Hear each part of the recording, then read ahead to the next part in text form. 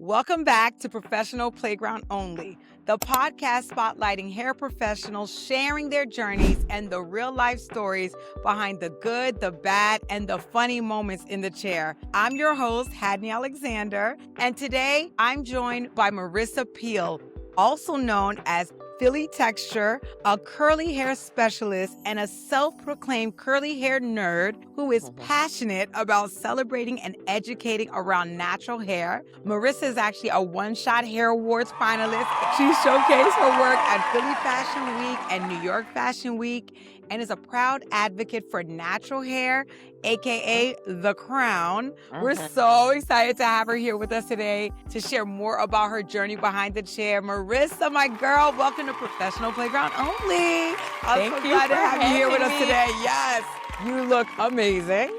Thank Amazing. you. Hey, girl. Hey, we see you too. Hey, girl. I know you know how we do it. A little slice. Before we dive in, tell our audience a little about yourself. I know you're currently based in Philadelphia. Are you originally from there, and how long have you been in the industry? Yes. I'm born and raised in Philadelphia, so I am your Philly texture and curly hair nerd. Definitely come and see me if you're on the East Coast in the DMV area. Let them know, baby. Let them know. Love to have you. I actually started my cosmetology journey in high school because I went to Merle Dobbins, a vocational technical high school. So I started my program with cosmetology in 10th, 11th, and 12th grade. And then as a part of the program, in order to walk from graduation, you had to make sure you sat and took your cosmetology state board test. Yeah. So that is how my journey started. And I have been at my current salon and employer at K. Louise Boutique Salon for 10 years. It'll be 10 years in June. Yes, working with Hair Color Killer, Kara, and along with Kelly B. Styles. Yep. I have been building my clientele behind the chair for the past 7 years because I started out as an assistant for about 3 years until I kind of like got the ball rolling with my clients. And yeah, so I've been in the industry probably a little bit over a decade now. That's amazing. Yeah, so that's I can't believe it myself. I'm proud of you. Big up, big up. Good job. Good job. Well, I have to say your work is beautiful. I love how you just celebrate natural texture and you actually really highlight the beauty of curls and coils. It's just very clear, Marisa, that you're not just styling hair but you're empowering people to embrace their crown. Quite literally, like you said. What inspired you to focus on textured and curly hair as your specialty? It was an exploration of understanding and getting to know my hair as well because I was getting relaxers from like first grade because I just was over the hot combs and my ear getting burned and the forehead getting burned with the thermal curls. And I'm like, oh, wow, can I just get a relaxer? So I felt like up until from like elementary school all the way up until I went away for college, I really didn't see my texture because I was getting relaxers at that point. And then it was through like a cooperative experience that I had in high school where I was working at a salon, getting my hours for school. It was the first time I seen clients who were having their hair heat styled, but they were like natural, still with curls. So I was like, oh, so you don't need a relaxer to like straighten and thermal style the hair. And I was like, oh, this is interesting. I never knew that. And I'm like, I'm curious to know what my curls would be. So I was like, let the relaxer grow out. You start to see it curling up at the roots. I'm like, okay, let's keep going. Let's keep going. So yeah, just being curious on my own. And, that's how you help other people through your own curiosity. Absolutely. For the people in the audience who I know you want me to say this, go ahead and make a little spin with that curl. Let the people know. We want to just see curl. Ma'am, do a little dip down. Curliana. Yeah, your hair is gorgeous. Gorgeous. A great representation of exactly what you do. Love it. Love it. Yeah. So before we even dive into your journey of the good, the bad, and the funny, I want to start with something fun to warm us up, okay? So we got a couple icebreaker questions. This is like our PPO, quick picks, this or that. This or that, okay? There'll be two options. So you're gonna go with your first instinct, and if something stands out, you can feel free to share why, okay? So are you ready?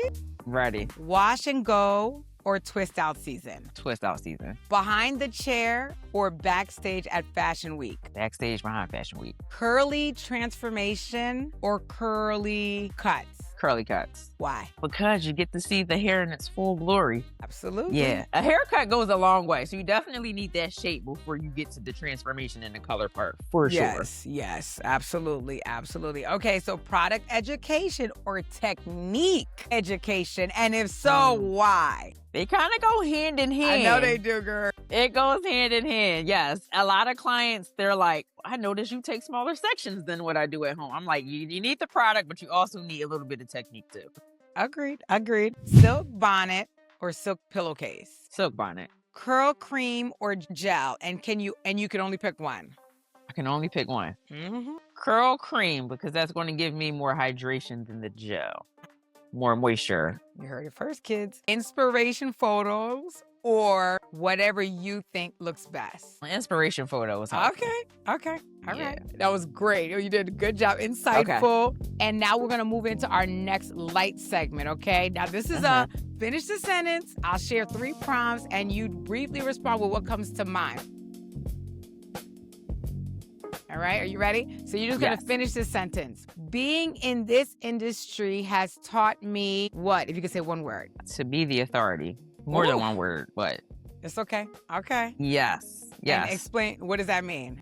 Being a person who is like a people pleaser, I had to like flip the script and understand and learn that like I am the person that you're coming to for a service. I have a certain amount of expertise. I have time, that I have learned certain things. So you're here because you need the help. And if you want that help, then you probably should take my suggestions and advice for sure. So yes, being the authority has definitely, the industry has helped me to do that. Being a student, always. Ooh. Success to me at this stage looks like?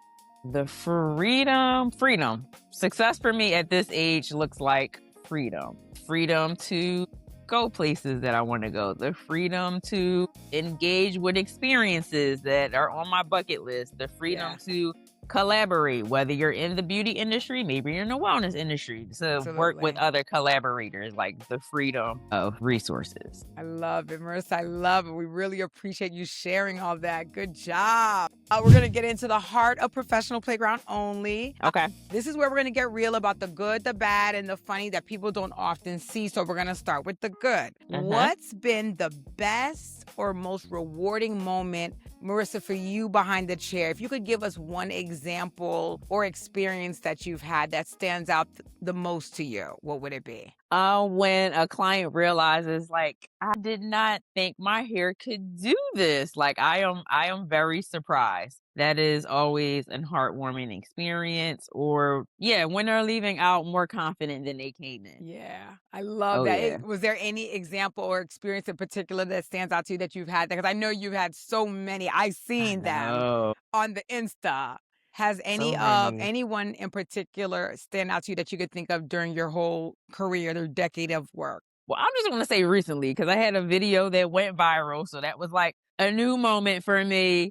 Yes. And well deserved. Thank you. Don't get and it was twisted. It was a client where we did not start off where we ended up at. And then everybody's like, oh, like, her hair is beautiful. It's like, she comes every quarter. She gets the trim. We don't have any color. I don't think she's really interested in it. And that's totally fine too. Yeah, but like of the course. transformation of her hair, we had a setback. It was an area where it was broken off. I made sure I brought it to her attention. Yeah. And then we still kind of like worked through it, and the hair is still flourishing. So when I show her, she's also not a social media person at all. But I'm like, this is your hair. Your hair went viral. She was like, wait, what? That's me? I love that. That's always awesome. No, that is bomb. That is bomb. I love that. Okay. So now with every high, there usually comes a moment that challenges you and helps you to grow.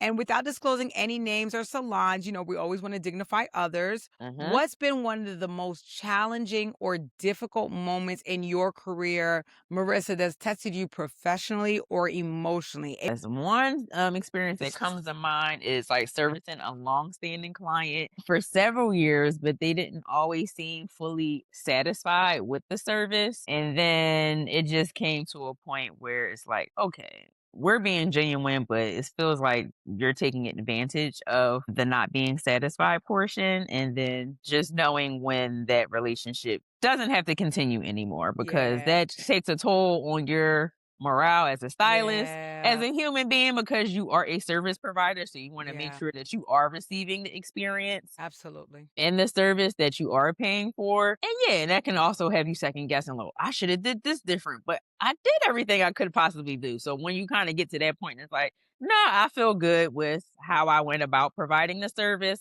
everything that I needed to communicate. And then at that point, it's kind of like, okay, then it's not the relationship that is best for us. And that's okay. Yeah. Yeah. That is actually so well said and entwines so well with you saying, I'm the authority of this." Yep. Yeah, and Yep. that just that blends seamlessly, and that's good, yeah. A Yes. lot of us can relate and understand what you just said, you know what I mean? We've had that Yes. experience, Yes. so And I had to learn for sure. before we pivot into the next section, can you think of any other experience that may have challenged you that comes to your mind that you would be like, oh, yeah, and another one that really helped me to grow was, what would you say? I would have to say getting into a back and forth, almost like getting loud yelling match with a client. I'm not the type to argue. I'm not the type to start no fights. Yeah. And I feel like sometimes too, because I am polite, a lot of people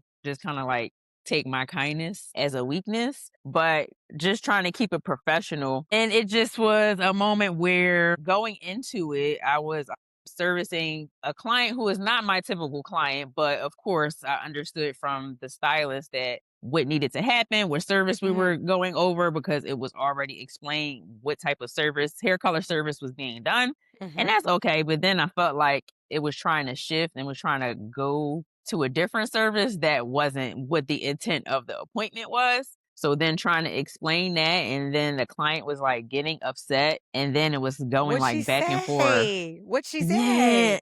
Like, It what'd she was like, want, and then what happened? yeah, What it kind of she was like, signed up well, for, I like, don't a understand why it's any confusion kind of thing. Like, this is what I was already getting. And I'm like, but what you're asking for is not the service that we're supposed to be doing, because I already had got the information and the Yeah. feedback from the actual stylist on what needed to happen next. So it just felt like you were trying to like get over and trying to get something different when that technically wasn't the actual service. Yeah. And then so my colleague did have to intervene and like come and like get in between it. I had to go to the back room and calm myself down. Of course, I had to like shed some tears, but in Oh, this moment, I was like, I honestly don't feel like yeah, doing after this. yeah, But once again, being the authoritative figure, it's like, okay, well, I have the power to shift the energy. So yeah, even though I did not want to do it, yeah, I yeah, still yeah, had to make sure that the service was provided. So went ahead and shifted the energy. And yes, it was like at this point, I couldn't even mess up doing it. I was like, if I yeah, wanted to do a bad job, I couldn't even do a bad job if I yeah, wanted to. yeah, I get So that. yeah, so I'm like, oh, so I guess you got to come back anyway. She came So back? yeah, definitely came Oh, okay, well, back. that's good, and I mean, think about it, like, a lot of times we have our colleagues. I love the unity of that too, where it's like, "Listen, I can't handle this person." I do that with my colleagues in my salon and outside, Hmm. and these are the same type of problems that they go through, we stylists go through, so when you share it, people can relate because 'cause they're like, "You too?" Hmm. She tried to check, like, change the plan, and Yeah. it's honestly it's good to know when you're not the only one and you have the same effect that someone else has. It Hmm. still feels frustrating. It still feels like you're like, nah, it challenged you emotionally Hmm. and just letting people know, like, yeah, this is normal. Sometimes they come Yeah. back, sometimes they don't, Right. Right. and Right. you handling it with grace and authority. Yeah. That's beautiful. That's a big thing, Yeah. So you being a know? stylist definitely challenges you on the emotional front Yeah. for sure. So you're saying don't knuck and buck. Don't. Yes, yes, yes. We can. We Okay, can. I'll keep that for myself. Understood. So now there's bound to be like hilarious moments, crazy experience that you've been through. So, what's been one of the funniest, craziest experience or moments in your career behind the chair that you could think of that stands out for you? I mean, do you ever meet a client who has your name?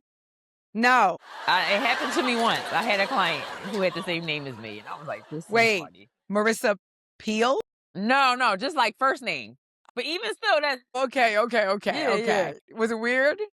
It's like, no, you it talking wasn't to weird. you? It just was like I'm just surprised that I've never encountered somebody who had like my name as like a client. So I got you. All right, so to close, I want to ask something for the next generation of stylists and creators. So, Marisa, for anyone watching who wants to follow in your footsteps, you've done so much. What helped you sustain longevity in this industry? And what's one advice that you would give to stylists starting today? always being in the mindset of being a student, but you also need to be led by professionals who are more seasoned.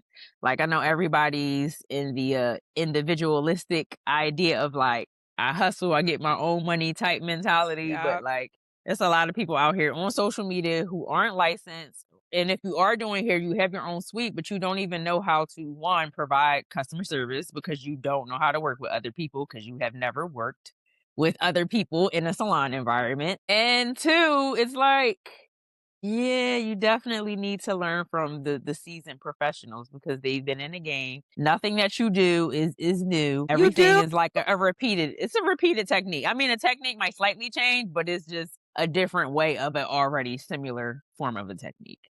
Yeah. So being able to have like a mentor or somebody that you can like exchange ideas with, or somebody, if you see a professional and they're doing something that you want to do, then reach out to them and see if Absolutely. they need help. Or if they're looking for an assistant, or if y'all can like grab some coffee, or if they're going to a trade show, like meet up with Absolutely. them and say hi. That's excellent advice. You do. New and Mhm. old. You need help. Mhm. We all need it. We all need the support. Yes. Great words. Yeah. Marisa, my girl, thank you so much for sharing your journey. We really, truly appreciate you being a part of the Professional Playground Only. You're amazing with you and Thank your you for having me. fabulousness. We love it, hair and all. Thank you. You're welcome. And to my audience, now, if you enjoyed this conversation, don't forget to like, share, and subscribe to Professional Playground Only. Make sure you share with all your stylist friends and follow Marisa on all her platforms. You'll actually find her information on the screen below. And until then, we will see you on the next episode. That's it. We done. Ooh, thank Good job, you. mama.